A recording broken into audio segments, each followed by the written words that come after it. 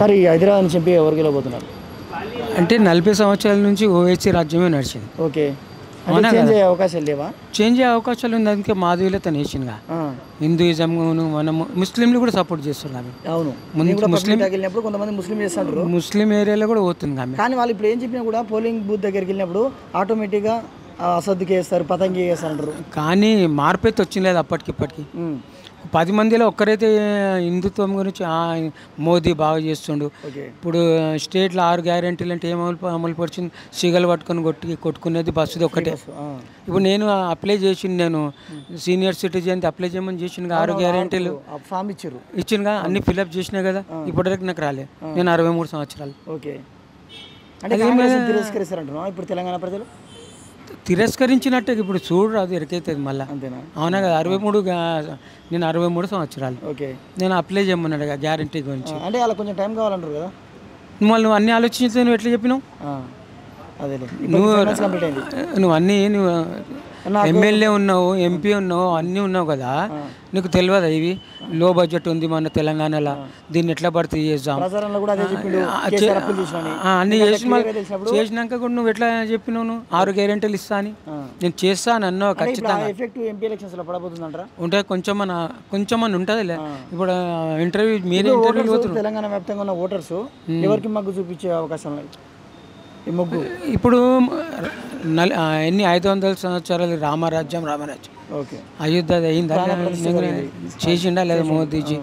మళ్ళా కాబట్టి మొత్తం కొందరు లేడీస్ ఆడోళ్ళు కూడా అంతే ధైర్యంగా వస్తుంది ప్రచారానికి బీజేపీకి.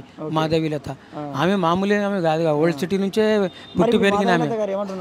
అంటే ఫైట్ ఇస్తుందా? ఇస్తాడు, పోటీ ఇస్తుంది, గెలవచ్చు కూడా. ఎందుకు గెలిచే అవకాశాలు వీళ్ళవన్నీ. ఇప్పుడు నాంపల్లిలో ఒక ఇంటి మీద 200 ఓట్లు, 100 ఓట్లు అవన్నీ కట్ చేయించింది ఫిరోజ్ ఖాన్ గిట్ట. అట్లా కొన్ని చాలా ఉన్నాయి అవి. మరి నిజంగా నేను ఏడబుట్టిన పిరిగా తలాబ్ కట్ట ఎరుకన్నా. తలాబ్ కట్టిన పక్క ఓల్డ్ సిటీ రైన్ బజార్. మాకు ఎట్లా ఇచ్చారో మాకు ఎరక, మేము అనుభవించినాం. మళ్ళా మరి ఏం అభివృద్ధి లేకున్నా కూడా, మరి అభివృద్ధి లేకున్నా వాళ్ళకి ఒకటి మైండ్ అంతే. మీరా ఆసాద్ భాయ్ కదా, బయటకు వస్తారు, కొత్త సిటీని చూస్తారు, ఇంత డెవలప్ అవుతుంది, మనం ఎందుకు మారలేకపోతున్నాం? ఇప్పుడు అంటే మోడీ హిందుత్వం అన్నా కూడా, జయశ్రీరామ్ అన్నా కూడా, మన హిందువులు మాత్రం అందరూ మోడీకి ఏమయ్యారు, రకరకాలుగా చూసేస్తారు. లోపల చైతన్యం ఎందుకు? అందులోనే ఎన్నుకోబడుతున్నాం మనం. అందులోనే మేము అనుభవించినాం. వీళ్ళది ఎట్లా అనిపిస్తారు ఇన్ని సంవత్సరాల నుంచి. 9 గంటలకు 10 గంటలకు పోవాలంటే ఆ తల అప్పకట్ట ఓకపోతుంటాం. అంత ఇబ్బంది ఉంటుండే ఒకప్పుడు. మీ వయసు ఎప్పుడు ఎంత ఉన్నది అప్పుడు? నేను మా కారోబార్ ఉండే 81 నుండి 98 దాకా తల అప్పకట్ట. ఇప్పుడు మీతో మంచిగా ఉండరా? హిందూ ముస్లిం ఘర్షణ మీది కంటారు, మా బాయి అంటారు. లోపలికి తల్లకు ఉంటుందా? ఉండదా? అంటే వాళ్ళ దగ్గరికి వచ్చేవరకు వాళ్ళంతా ఐక్య మొత్తం అవుతారు. మన తన కాదు, ఏం మాట్లాడుతున్నావు రాబాయ్ అంటారు.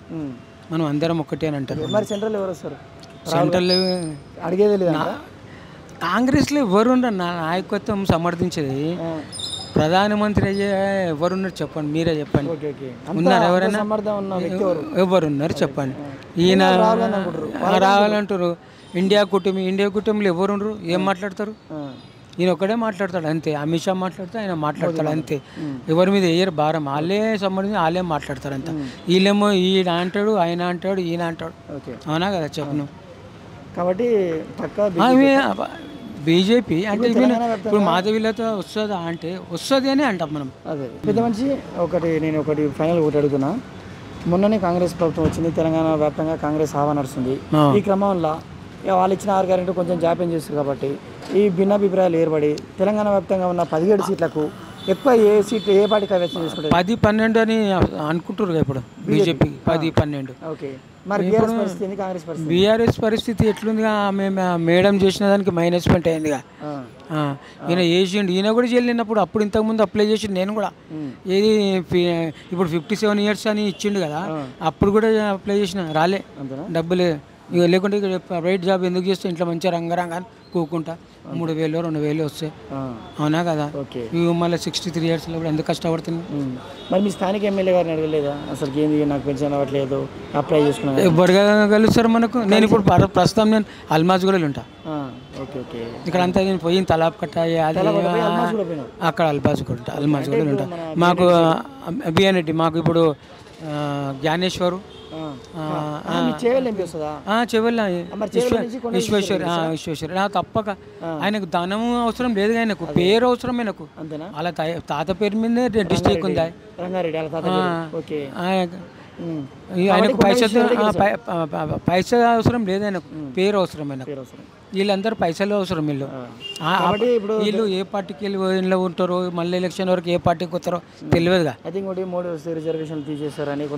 ఏం కాదు అది, ఏం కాదు అన్ని అందరినీ సమర్థించుకో అందరితో నడుచుకుంటూ పోతుండే. అయినా కూడా రావాలి వస్తేనే అభివృద్ధి చెందుతుంది. ఇప్పుడు మనము హ్యాట్రిక్ కొడతాడు. మనం ఇప్పుడు మొత్తం వరల్డ్ ఎట్లున్నాం 3వ ర్యాంకులు ఉన్నాం మనం. అవునా కదా? ఇప్పుడు ఎగ్జాంపుల్ ఇది చెంగిచెర్లది రైల్వే స్టేషన్ ఎట్లా చేస్తుండది ఇప్పుడు వైలెన్స్ చూడమని ఇవన్నీ చూడమని లేలే చెంగిచెర్ల స్టేషన్ ఎట్లా డెవలప్మెంట్ అవుతుంది చూసుకోండి. ఇప్పుడు మళ్ళీ ఎన్ని సంవత్సరాల నుంచి కాంగ్రెస్ రైల్వే స్టేషన్ అది ఆ విషయం వద్దు మనకు. కానీ అది నడుస్తూనే ఉంటుంది, అది నడుస్తూనే ఉంటుంది, అది ఎన్నో నడుస్తూనే ఉంటుంది. చెంగిచెర్ల రైల్వే స్టేషన్ ఎట్లా అవుతుంది, ఏమికైతే అవుతుంది. ఇప్పుడు ఏమన్నాను కేసీఆర్ కూడా హుస్సేన్ సాగర్ పక్క మొత్తం ఇట్లా బిల్డింగ్లు చేస్తా, ఇట్లా కొబ్బరి నీళ్ళు లేకుండా చేసిన ఊళ్ళల్లో డిస్టిక్లు చేసిండు. ఇగో నేను ఏంది ఇన్కమ్ ట్యాక్స్ కట్టేటానికి కూడా నువ్వు ఎకరాల కొద్ది పైసలు ఇచ్చిండు. రైతు బంధు మీద ఇన్కమ్ ట్యాక్స్ కట్టేటానికి కూడా ఇచ్చినావు. ఇచ్చినావా లేదా? నువ్వు కూడా తీసుకున్నావు, నీ కొడుకు కూడా ఇచ్చినావు, వాళ్ళకు కూడా ఇచ్చారు. ఎకరాలు ఉన్నవాళ్ళు ఇన్కమ్ ట్యాక్స్ కట్టేటోళ్ళకి ఇచ్చినావు, ఇన్కమ్ ట్యాక్స్ కట్టని వాళ్ళకి ఇయ్యను. అదొకటి పేరు వస్తుంది.